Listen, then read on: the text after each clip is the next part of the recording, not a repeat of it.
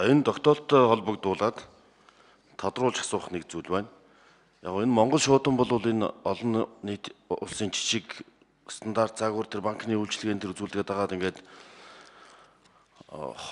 ховчлогдох зүйтэй байх болцшгүй маа гэж бодож байна. Харин Эрдэнэт булганы сүлжээ бол энэ эгийн голын усан цахилгаан станцын ашиглалт ирээдүй за Эрдэнэтийн үйлдвэрийн асуудал ингээд зогс багцаараа энэ бол стратеги ач холбогдолтой сүлжээ 120 тэрбум төгрөгийн үндсэн хөрөнгөтэй сарын 7.3 тэрбум төгрөгийн борлуулалттай жилдээ 90 гаруй тэрбум төгрөгийн борлуулалттай ийм компани тэгээ 20 тэрбум төгрөгөөр хөгжлөгдөхөөр ингээд туссан байна гэсэн ийм би бас 30 тэрбум төгрөгөөр хин энэ аюул сайхны гишүүний гаргаж байгаа асуудалтай холбогдуулаад би энэ хөгжлийн жагсаалтыг үзээд бас ингэ сонирхож үзсэн тийм байгаад байгаа маа. За цахилгаан дамжуулах сүлжээ бол бас хамгийн ашигтай салбар нь бол Эрдэнэт булганы сүлжээ юм байлээ түгээх сүлжээний дотроо. Тэгэхээр энэ цаашдын тэр бус нутгийн уул уурхай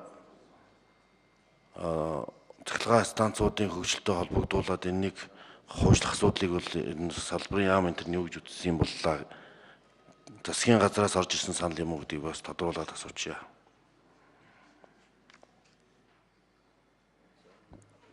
За Хөрлөбаатар дарга. Протокол нэмэгдүүлж байгаа. Хөрлөбаатар гишүүний микрофоныг өгье. За энэ асуудлыг хэлцэхдээ бид нарыг энэ төрөөмчийн бодлого зохицуулалтын газар энэ дарга нэм осор даргаас ярилцж байгаад оруулж ирсэн. 3 объект оруулж ирсэн.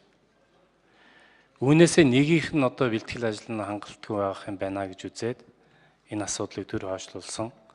Утгагүй засгийн газраас энэ улсын их хурал дээр 2016-аас 2020 онд төрийн өмчийг одоо өөрчлөн байгуулах, хувьчлах үндсэн чиглэлийг оруулж ирээд ярих юм бил.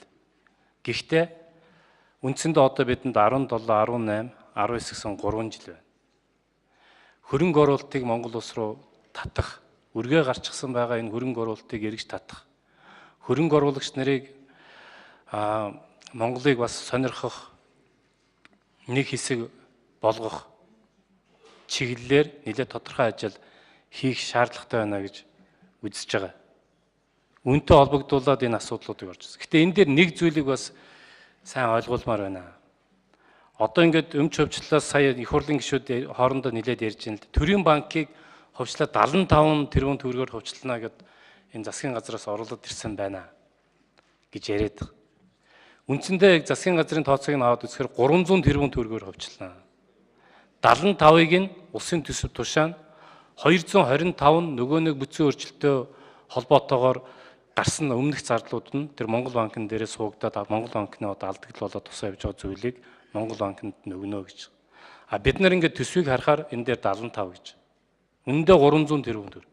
Үнтэй холбоотойгоор эдгээр үнгөөдүүлж хямдхан авах гэж байна гэдэг яриа бас гишүүдийн дунд яваад байгаа учраас би энэ тайлбар хэлэх нь зүйтэй гэж үзэж байгаа. Хоёрдугаар яг энэ дүнгээр нь хувьчлална гэсэн үг биш шүү дээ.